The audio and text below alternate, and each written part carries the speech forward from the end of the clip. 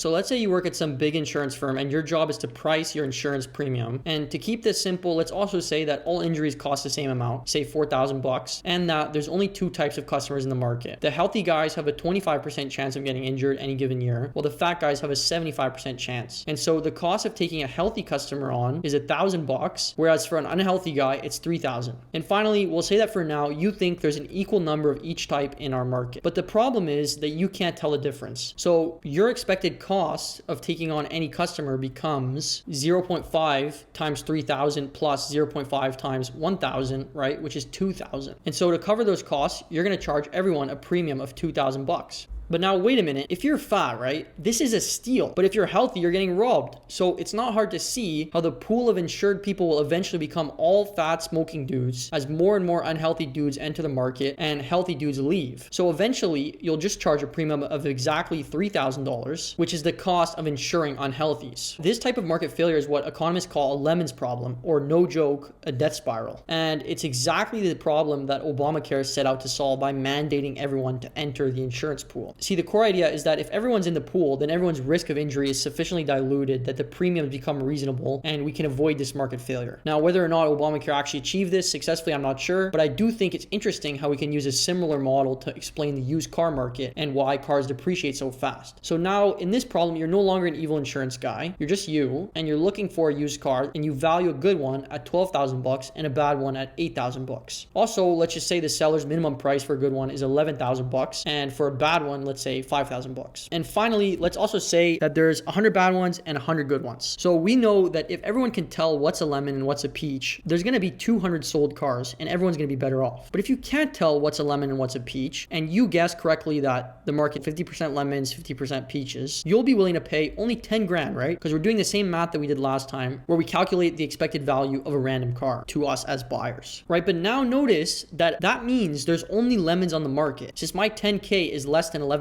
and they're not willing to sell for anything below that, right? So the proportion actually becomes 100% lemons, and so eventually we have the same problem as last time, and we end up valuing our used cars at most 8 grand. Now, obviously, in the real world, it's not that bad due to a variety of factors like Carfax, Toyota refurbished cars, etc. But this definitely helps explain why cars depreciate so quickly. And yeah, I hope you found that helpful. We're done.